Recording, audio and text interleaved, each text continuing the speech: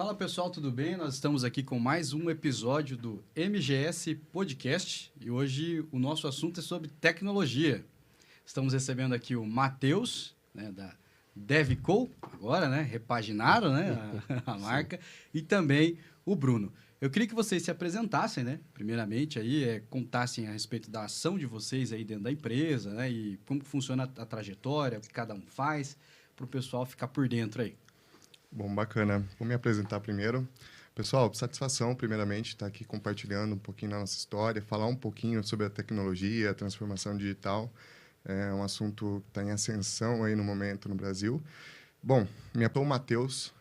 Atualmente sou gestor comercial na DevCo. Trabalho também com o pós-venda, então entendo aí como gestor comercial, como nós temos um serviço na DevCo focado muito na transformação digital, nessa transformação digital em tecnologia dentro das organizações, eu entendo que o pós-venda é um ponto muito importante. Então, totalmente relacionado com a minha atuação no comercial, eu foco bastante também no pós-venda, no relacionamento com nossos parceiros. Então, basicamente, é essa a nossa estrutura na parte comercial, no pós-venda. E aí, Bruno? Bom, meu nome é Bruno Ferreira, estou no podcast hoje, talvez um conflito, né? De um lado, eu sou fundador da DevCoffee, que agora é DevCo, que presta serviço para a MGS, mas comecei trabalhando com a MGS como advisor há um tempo anterior à prestação de serviço da DevCo como tecnologia. Na DevCo, eu sou responsável pela parte de estratégia comercial, sou o diretor executivo. A gente busca trazer a tecnologia real para as empresas e não a tecnologia ilusória. Sim. Existe muita coisa que se fala, mas que ainda não é palpável para as empresas de médio e pequeno porte, até muitas vezes para as de grande porte também. E trabalho com a MGS há bastante tempo como um advisor de estratégia, crescimento, principalmente procurando alavancar e estabilizar toda a parte de compliance e a parte de growth. Então, hoje vou falar mais como DevCo. Não como um advisor, mas estou nas duas pontas. É um prazer estar aqui com vocês. Espero que seja legal esse bate-papo e que a gente possa contribuir bastante para a parte de visão tecnológica real. Show de bola. Bom, vocês atuam em várias frentes, né? Eu acho que é muito legal o trabalho, que eu vejo o trabalho de vocês, que vocês conhecem uma empresa tipo... Se for comparar com o Brasil, do Oiapoque ao Chuí da empresa, vamos dizer assim, Sim. né? E, basicamente, o assunto hoje nosso é mais sobre a questão de logística, né? Quais são os principais desafios hoje que vocês veem que grande parte das organizações, grande parte das empresas, enfrentam no seu aspecto logístico, tanto de gestão, né? Qual que é o entendimento de vocês a respeito aí desse assunto e o que a DevCo tem trazido, né? Ou tem proporcionado para as organizações aí atualmente, né? Tá. Bom, vou dar meu ponto de vista, o Bruno pode compartilhar o dele. Eu acho que não só na logística, mas na gestão como um todo. Eu acho que o nosso grande desafio é tornar as organizações, os gestores, deixar que a gestão seja baseada em feeling, intuição, e passar a que essa gestão seja baseada em dados e informação. Então, quando nós falamos em desafios no século XXI na gestão empresarial, é exatamente a transformação digital que nós buscamos trazer dentro das organizações. E aí, segmentando especificamente na logística, hoje nós temos um software, um sistema multiplataforma focado para a logística, onde ele busca automatizar processos e digitalizar processos. Então, quando nós chegamos com esse conceito de transformação digital nas organizações, existe um choque e até uma resistência por parte dos usuários e até pelos gestores. Sim. Por quê? É entender que ele vai deixar de fazer trabalhos manuais, trabalhos repetitivos e tornar essas ações automatizadas, digitalizadas. Consequentemente, você vai ter dados.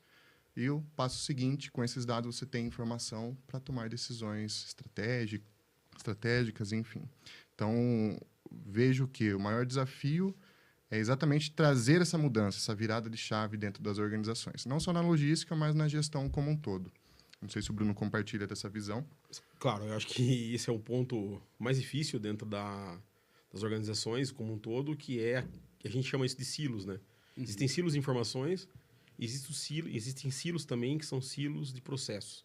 Silos por quê? Porque eles estão fechados dentro de uma redoma e que é muito difícil você penetrar e romper essa barreira e entender o que está acontecendo.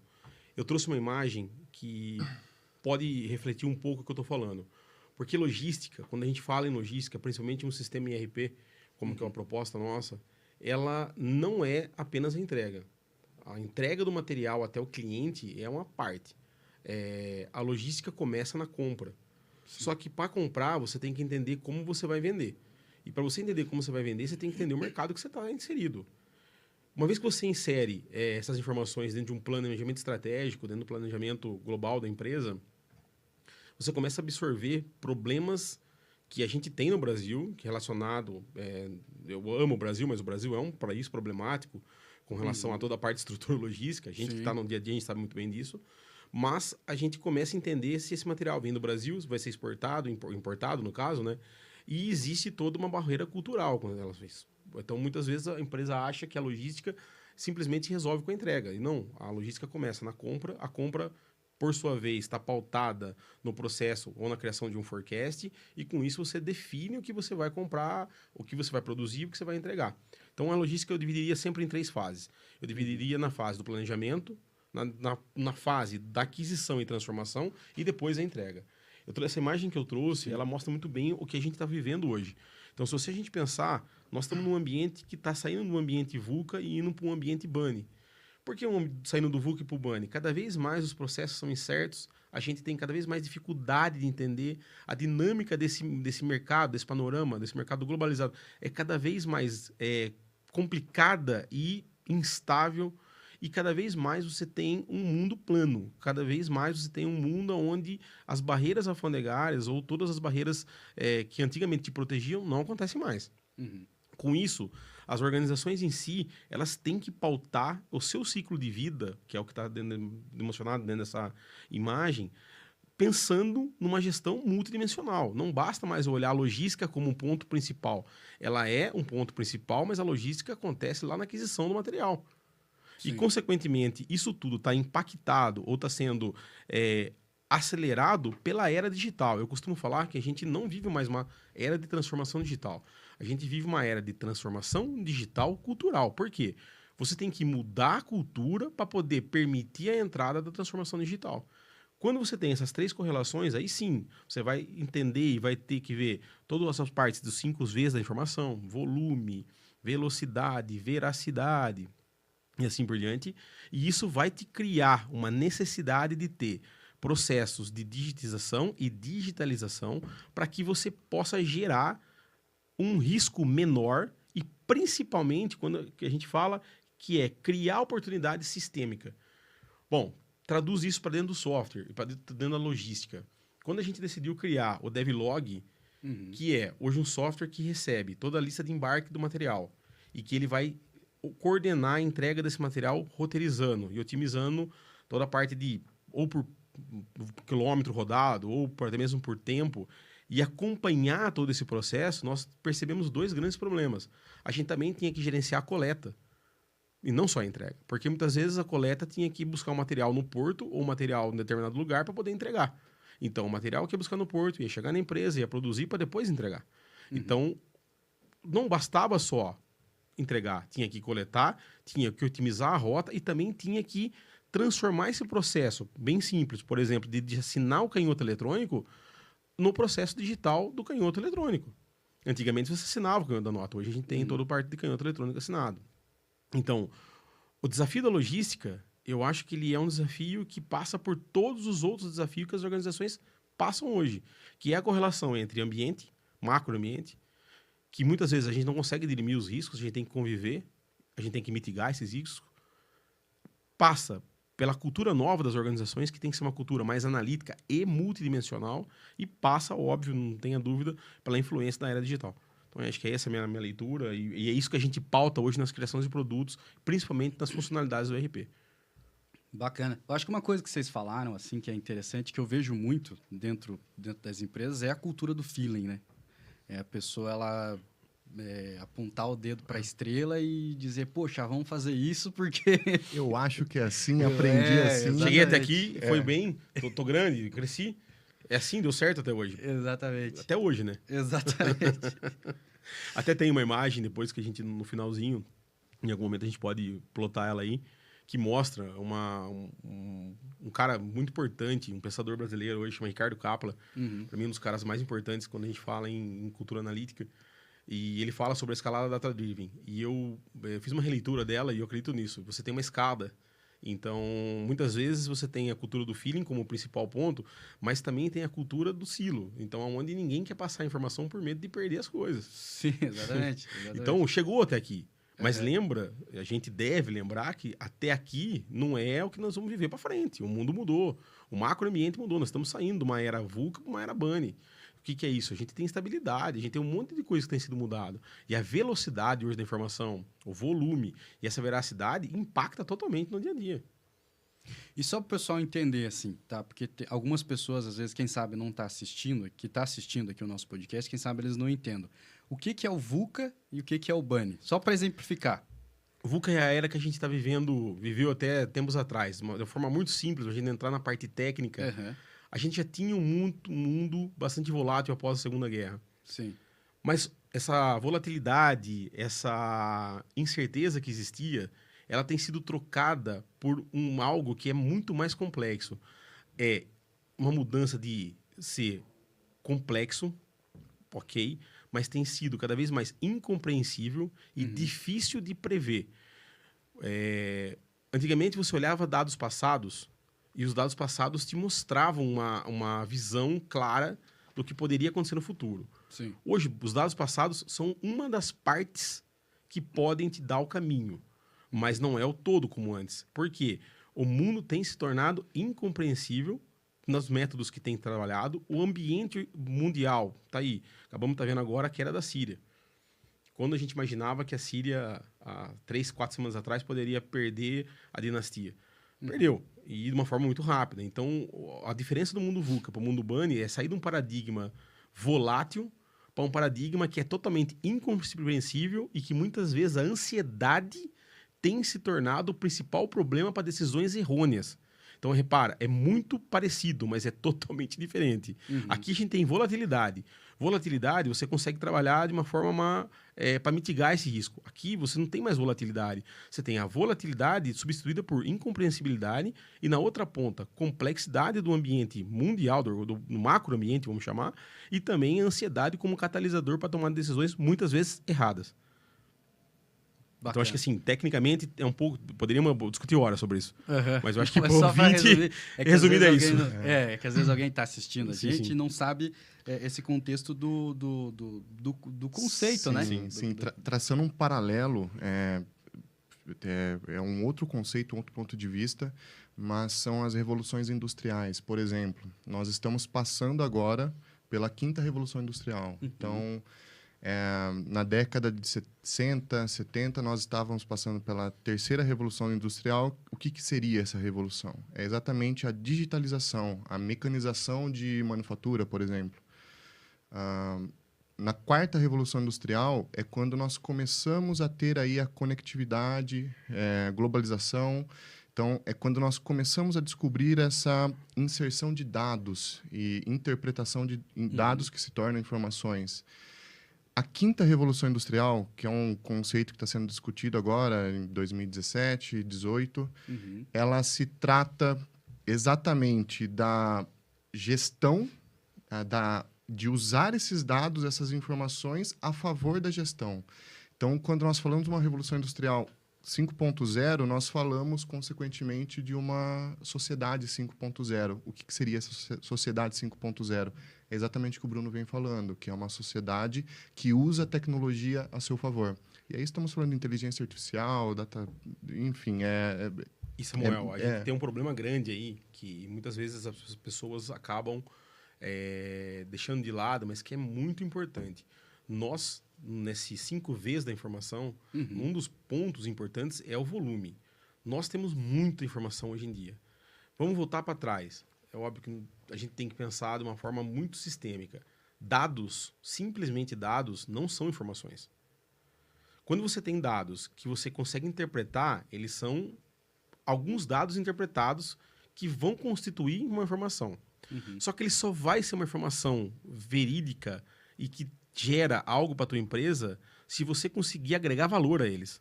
Só dados, informações, você pode gerar um problema gravíssimo que chama-se infotoxicação, que é intoxicação por volume de informação. Isso é amplamente discutido lá fora, está chegando agora aqui, que é você ter tanta informação, que você acaba sendo levado a tomar decisões errôneas. Isso a gente tem visto acontecendo na logística. Então, um exemplo que a gente conviveu agora recentemente.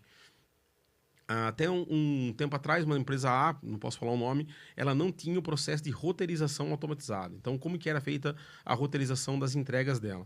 Ela recebia uma lista de embarque, mais ou menos umas 2.000 entregas por dia, 100 e poucos caminhões, o cara recebia essa lista e os motoristas separavam o que ia entregar de acordo com o feeling. O que acontece aí agora é que o sistema pode roteirizar isso daí. Então, ele pode te dar o melhor caminho. E o melhor caminho, não necessariamente, e óbvio, provavelmente não vai ser o caminho que o motorista determinou. Porque a IA está pensando em N aspectos que o motorista não está, trânsito em tempo real, se uma rua está fechada, se uma rua não está fechada e assim por diante. Começou a ter um problema grave, porque o tempo de entrega reduziu praticamente 30%. Então, qual é o grande problema? O grande problema aí é o cara operava com 100 caminhões, agora ele faz o mesmo caminho, a mesma entrega, a mesma volumetria com 70. O que ele faz com os outros 30 caminhões? Vende. Foi a decisão tomada. Sim. O que acontece é que quando um caminhão quebra, qual é o problema? Falta equipamento. Então, mas, ok, tem como a gente garantir, a gente trabalhar para que em vez de entregar com 70, a gente entregue com 65? Então, repare, é um problema de infotoxicação. Ele tem tanta informação que ele acha que a informação agora que ele tem, ele vai reduzir. Como? Vamos mexer aqui, vamos determinar o tempo, vamos diminuir o tempo de entrega em cada... Porque o tempo de entrega a gente tem que pensar que é o tempo que sai do ponto A para o ponto B, mais a composição da entrega em si, o tempo que o cara está parado lá entregando material. Então agora vamos reduzir o tempo da entrega. Vamos reduzir porque nós vamos apertar o tempo da entrega.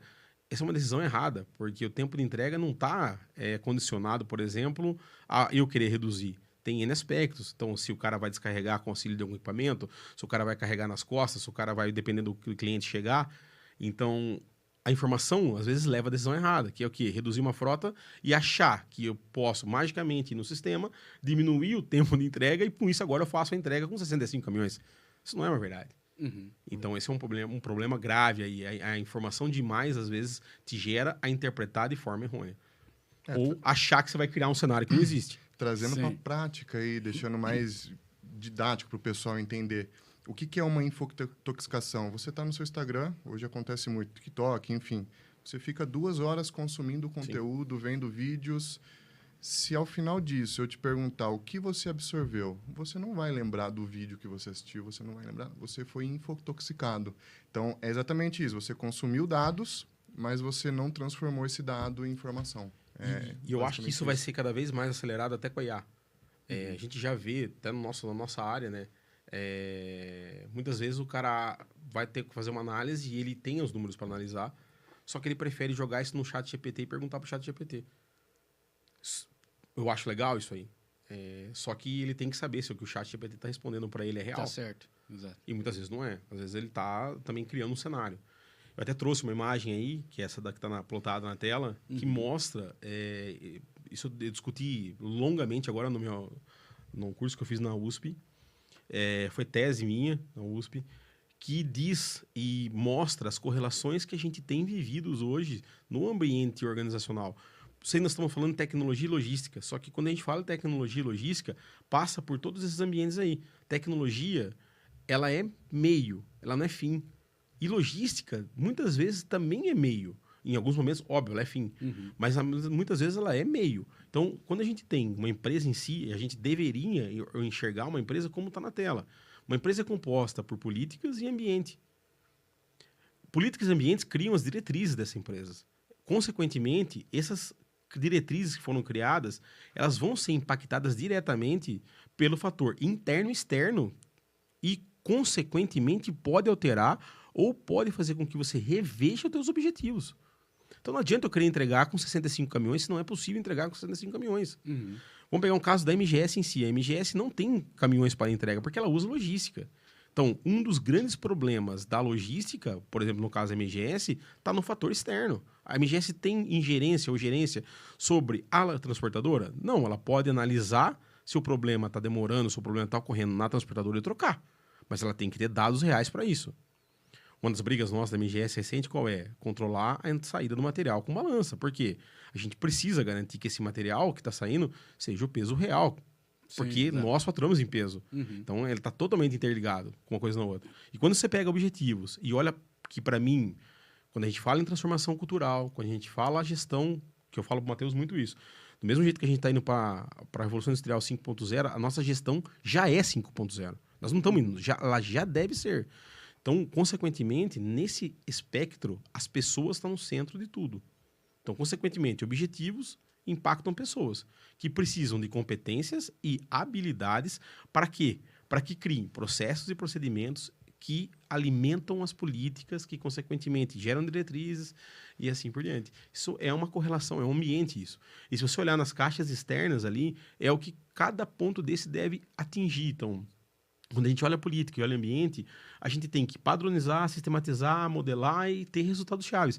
Sem isso, você não tem logística. Uhum. Ou estou errado? Não, é verdade. Se você não tem um ambiente e objetivo, como que você vai ter comunicação? Concorda comigo que logística é a base da comunicação? Vou te dar um exemplo agora, posso falar o nome da empresa, não tem problema. A Rimad é um dos maiores clientes nossos, da Devenco. E agora a gente está trabalhando com a Rimad com a comunicação do tempo real, da previsibilidade de entrega do material para o marceneiro. Bruno, mas para quê? O cara vai ficar recebendo uma mensagem no WhatsApp. Sabe para quê?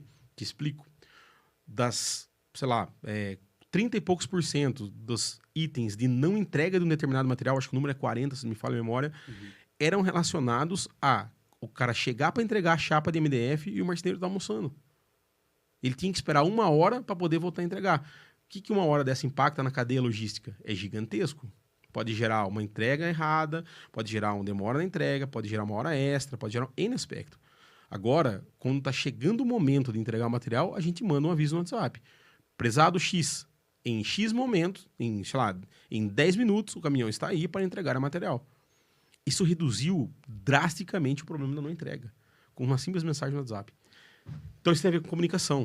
Sim. Mas como que isso chegou? Chegou porque a gente tinha qual era o problema e qual a pergunta a gente fez para poder entender o problema. Consequentemente, qual é o limite da utilização disso daí? Existe um limite. O limite do cara via WhatsApp. Então, a gente também está notificando ele agora por SMS. Porque nem sempre está com o WhatsApp ativo. 2 notificações. Exato. Qual é o grande objetivo disso? É criar uma projeção para poder reduzir esse tempo de espera do material. E na outra ponta, como que a gente chegou com isso? A gente chegou olhando e coletando dados estruturados e reais, fazendo a decomposição desses números para entender o motivo da não entrega e, por final, relacionar e correlacionar com a solução. Uhum. Mas como que isso é possível? Isso é possível através da cultura de dados, através do questionamento, da investigação do processo da empresa como um todo, através do engajamento e do entendimento do processo do colaborador. Se o ser humano está no centro, ele tem que estar engajado no processo. Ele é o principal ponto. Eu costumo falar muito sobre um ponto que é 3P, 1T. Não existe nada se não tiver isso, que é pessoa, processo, produto e tecnologia. Reflita e pense se uma empresa existem os 4. Não vai existir. É verdade. Então, acho que esse é o grande ponto, o grande desafio que a gente tem aí atual, tá? Só complementando. Não, show de bola. E a gente fala assim, apesar que vocês já falaram bastante, né? Quando a gente vai vender um produto, né?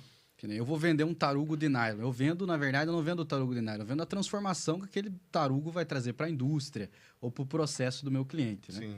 E vocês já citaram alguns exemplos aí de transformação que vocês...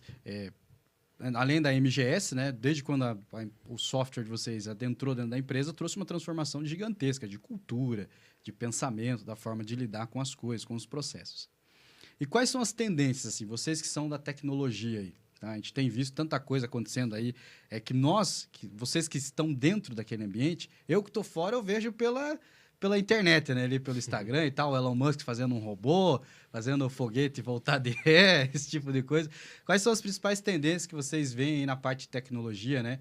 Dentro da empresa de gestão empresarial, inteligência artificial, uma coisa que preocupa. Será que as pessoas vão perder emprego, não vão perder emprego? AGVs. Eu queria entender de vocês a respeito disso um pouquinho aí também. Bom, meu ponto de vista, tendência. Inteligência artificial está chegando agora no mercado, tem muito a ser explorado. Inclusive, nós já estamos trabalhando bastante com isso dentro do BR, buscando aí automatizações, otimizações de processos. Mas o que eu vejo de tendência no momento é exatamente sobre a cultura que o Bruno está comentando. Enquanto nós estamos falando lá fora, eu me refiro lá fora do Brasil, em uma sociedade 5.0, uma sociedade orientada a dados, orientada à informação, cultura analítica. No Brasil, nós estamos passando pela transformação da indústria 3.0 para 4.0. Então, existe aí ainda uma gestão arcaica. Então, quando o Bruno mencionou RIMAD, a própria MGS, nós temos empresas fora da curva nesse quesito dentro do Brasil. São empresas realmente preocupadas com ser baseadas em dados, baseadas em informações, para tomar decisões estratégicas. Mas a grande maioria das empresas dentro do Brasil, nós vemos ainda essa dificuldade de fazer essa virada de chave. Então, a tendência que eu vejo hoje é disseminar ainda mais essa cultura dentro do Brasil de ser orientado a dados, orientado às informações.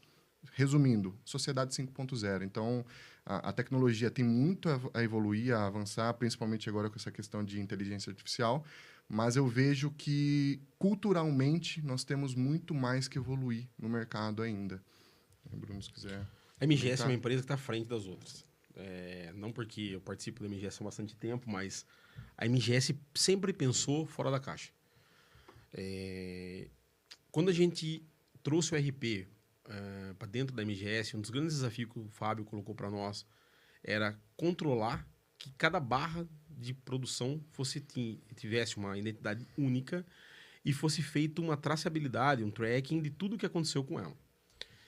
Isso, apesar de parecer simples, é muito complexo, porque a gente tem material importado, a gente tem material nacional, a gente tem diversos tipos de produção e, óbvio, como o caso do nylon, a gente sabe que o nylon é hidroscópico, o nylon absorve água. Sim. Então, a gente sabe também que o nylon tem um tipo de peso antes do processo produtivo, só consumindo a matéria-prima em si, e depois um peso depois que o processo está pronto. E, às vezes, ele tem um ganho de peso aí durante esse processo.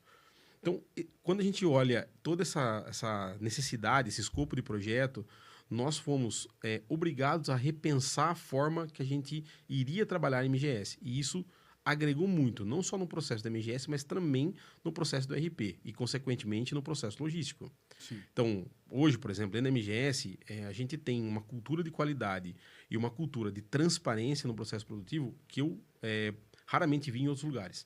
Então, o que eu quero trazer com isso? Cada barra que é produzida na MGS, cada produto que é produzido na MGS, não importa se esse produto foi produzido na MGS ou foi importado, ele é pesado, ele é checado digitalmente pelo RP, se está dentro da norma, esse material é agregado dentro do estoque. Esse material que está agregado dentro do estoque, ele tem uma identidade única, então a gente já aconteceu, e isso mostra a capacidade de tracking, ter que identificar de quando foi produzido, quem produziu a ordem de produção, qual foi a máquina que produziu, qual era a matéria-prima que foi utilizado para caso, por exemplo, num caso que a gente teve alguma dificuldade com a própria matéria-prima. Então, isso requer um pensamento analítico e requer um pensamento logístico bastante importante, que começa lá na compra. Então, como tendência, eu acho que muitas empresas estão procurando isso agora. Nesse aspecto, a gente já está à frente da MGS. Temos dificuldades na MGS com processos, com pessoas e como toda empresa tem. Eu estava ouvindo o podcast anterior aqui, que vocês gravaram, que já saiu, sobre sucessão, e eu acho que a sucessão que vai vir agora com a nova geração de gestão da MGS é muito importante, porque eles vieram já com essa tendência tecnológica mais aguçada e principalmente baseada em dados. Qual o grande desafio que a gente tem, por exemplo, estou olhando agora no espectro MGS. Qual o grande desafio que a gente tem? Pessoas, processos. As pessoas têm a infeliz ideia, às vezes, de achar que o rápido resolve. Mas não resolve. Você está no comercial e eu estou na controladoria. Nós estamos passando por um momento, nesse momento, na MGS, que nós estamos tendo que rebolar para poder chegar a uma conclusão, por exemplo, com logística da saída do estoque. Por quê? Porque em algum momento se decidiu não ler alguns materiais na saída. Isso me dá uma complexidade na contagem de estoque, principalmente na assertividade do estoque.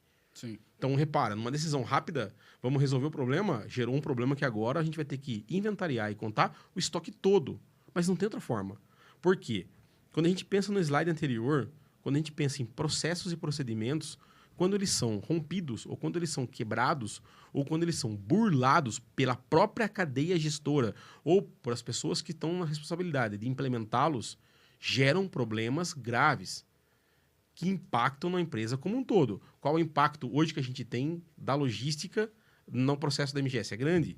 E isso começa por uma decisão, por exemplo, muito pequena, mas que gerou um problema gravíssimo de não ler alguns materiais na saída. Então, qual é o grande desafio? Traduzindo. Para mim, o grande desafio das empresas para o próximo período de ciclo de vida das mesmas é garantir que os processos e os procedimentos que foram gerados a partir de políticas e diretrizes, que são influenciados por fatores internos e externos e que dependem de pessoas que sigam eles, sejam cumpridos. Tecnologia, por si só, não resolve o problema. Ela pode acelerar o problema de uma empresa. Tecnologia é demais. E tecnologia sem entendimento dos dados que estão gerando, ou seja, gera dados, gera informação, mas você não tem interpretação. Isso pode acelerar o problema da empresa. É às vezes que a gente sofre na MGS.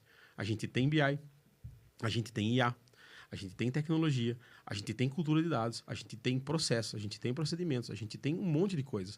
E às vezes a cadeia mais falha nossa está no cumprimento das políticas e diretrizes que a gente mesmo cumpriu. Exatamente. E a gente percebe também, eu acho que essa questão que vocês enfrentam hoje, que na verdade é uma... Eu chamo de... É como se você fosse catequizar realmente as pessoas, É isso. né? É isso. O que acontece? O plástico, a MGS, por exemplo, a gente também abordou, no último ano para cá, uma catequização também a respeito dos produtos, por exemplo. O pessoal não sabe por que serve o nylon. Ele vende, mas ele não sabe para que serve. Uhum. Ele não sabe que existe, por exemplo, uma outra possibilidade. Por exemplo, ter o poliacetal que substitui o nylon numa determinada aplicação é um pouco mais caro, mas em relação ao custo-benefício, aquela peça vai durar mais tempo. Existe uma série não existe um conhecimento específico a respeito do plástico hoje no mercado. Então, a MGS tem trabalhado nisso, catequizando, estamos dando palestra nas empresas, nas faculdades, né? E o que vocês, o que a DevCo tem feito a respeito disso, né? Quais são os objetivos de vocês em catequizar o público? O que a DevCo tem feito para converter o pessoal aí a esse novo mundo aí que a gente quer implantar nas empresas no Brasil? Bom, tecnologia hoje a gente tem, e tenho certeza absoluta que a capacidade da ferramenta nossa, a tecnologia que a gente tem está à frente ou no mesmo nível dos grandes techs do mercado. O grande desafio que a gente tem hoje são, primeiro, disseminar, catequizar, isso é uma das grandes reflexões que o Matheus tem. Por exemplo, hoje de manhã a gente estava discutindo isso. Como fazer com que o gestor entenda a importância de um RP, de um controle logístico, de um sistema de informação, de um software que digitaliza o canhoto, de um software que possa fazer um checklist do material que está sendo entregue, de um software que possa gerenciar o NPS dele, não um form no Google Drive. Então, nós estamos indo, e a gente já vem fazendo isso há bastante tempo, nós investimos muito na formação de base dos futuros gestores. Então, a gente tem um trabalho na FATEC, o Matheus depois comenta um pouquinho. O Matheus está à frente desse projeto, nós criamos o projeto. Na verdade, nós embarcamos num Data Convite feito pela FATEC, pelo Centro Paula Souza, muito legal. O Matheus comenta um pouquinho, isso a gente tem feito bastante. A gente procura muita palestra, a gente procura estar nas escolas de primeiro, segundo grau, ensinando o básico. E um dos grandes pontos que a gente tem é a criação de conteúdo e material grátis na internet. Visando quem? Visando os gestores e principalmente a geração que está agora entrando nas empresas como sucessão. Não tem outra forma. Não existe uma forma se a gente não disseminar conhecimento. Qual é o grande desafio?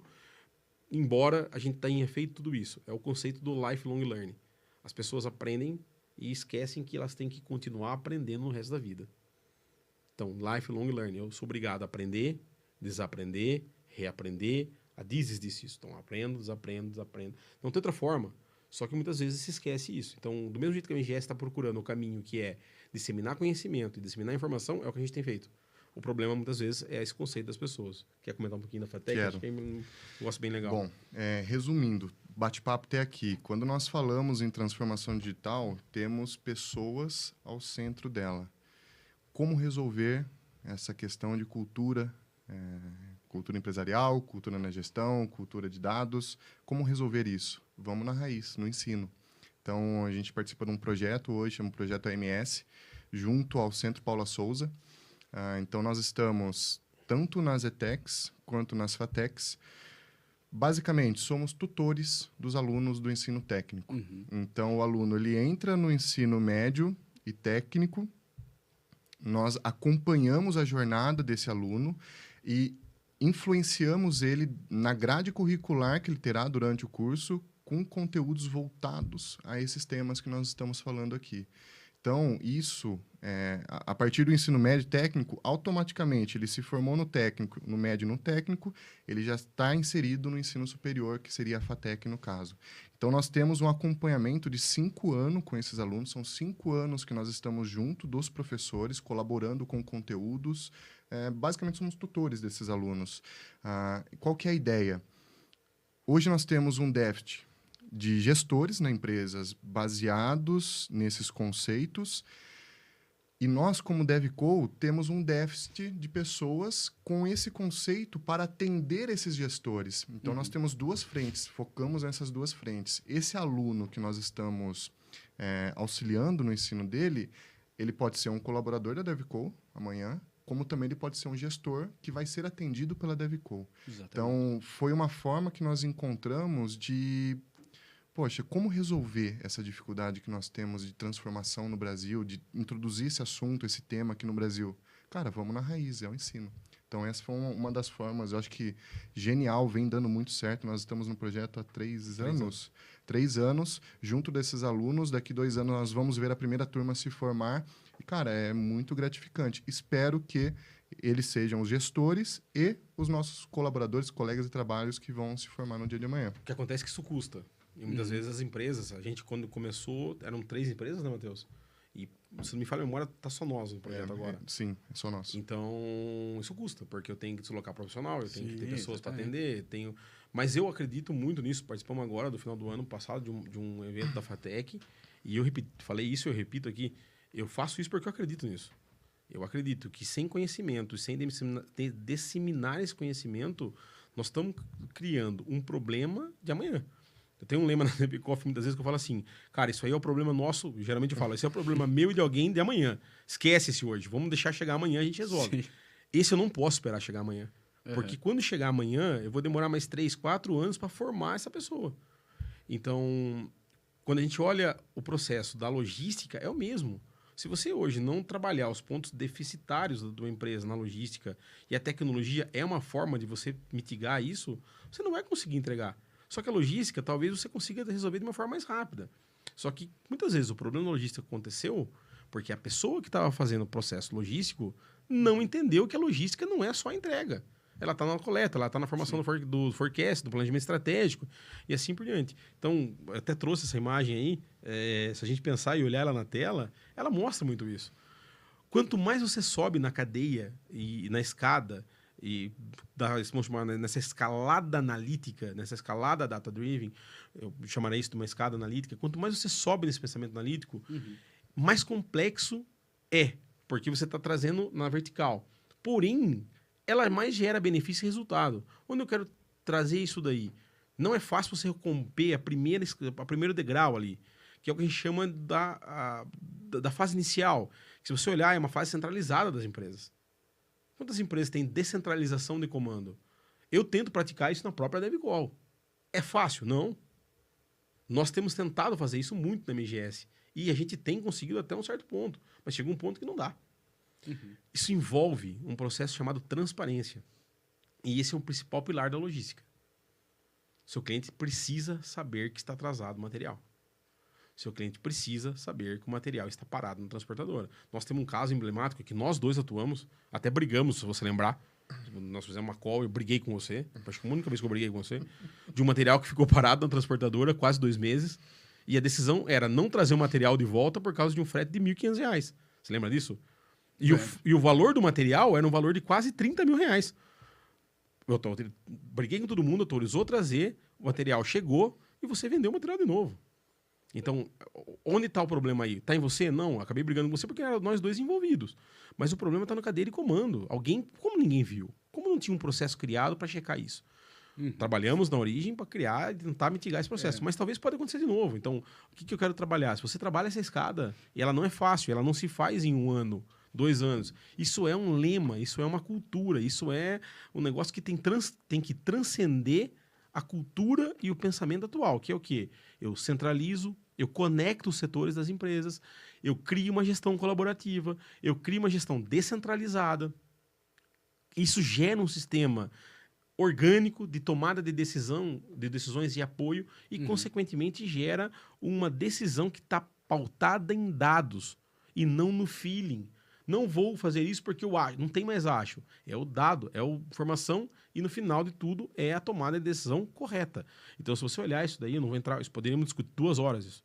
Mas se você olhar bem, a gente sai de uma cultura de intuição, vai para uma cultura que a gente rompe os silos, então a gente quebra os silos de informação. Próximo passo, a gente cria uma cultura analítica, a gente vai... Próximo passo, num pensamento analítico que, consequentemente, gera uma cultura de dados e, no final de tudo, a gente tem uma gestão, um pensamento data-driven. Nós, na MGS, hoje, nós já estamos ali, no 3º nível. A gente já tem uma cultura analítica. E, por toda a minha experiência, o mais difícil agora é sair da cultura analítica e ir para o pensamento analítico. Porque se envolve descentralizar. Talvez a gente só vai ser possível com a chegada da nova geração. A nova geração pensa de uma forma mais sistêmica.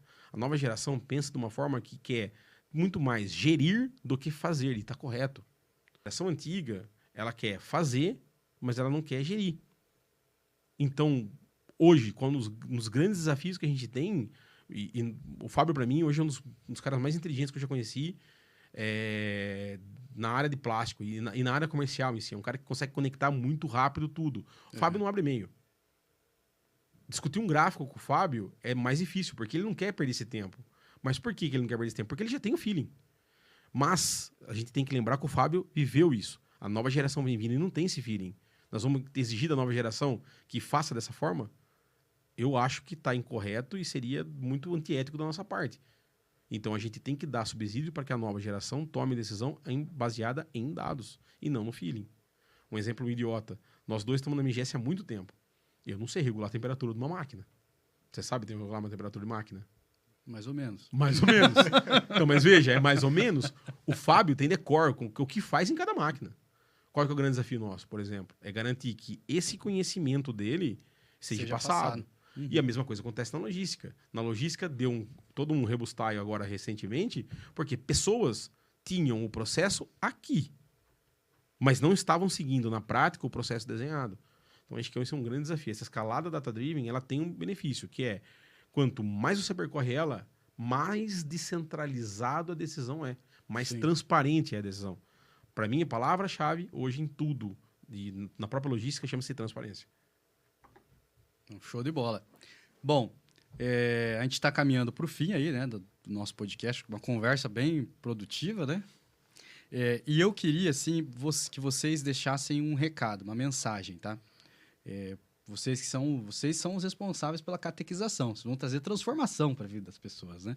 Então, eu queria que vocês deixassem uma mensagem para quem está assistindo esse podcast a respeito de tecnologia, a respeito da busca pelo conhecimento, né? Que é isso que o Bruno falou, que o conhecimento, você nunca tem que deixar de aprender, principalmente para os mais novos, né? Sim.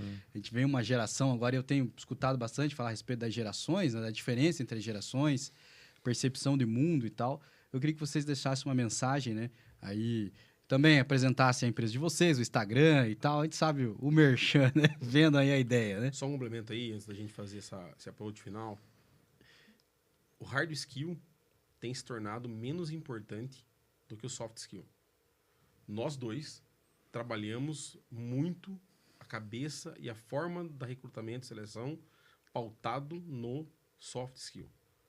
Existe o modelo SciCap, não vou entrar no detalhe disso, mas eu acho que é importante depois a gente olhar, quem está assistindo o podcast.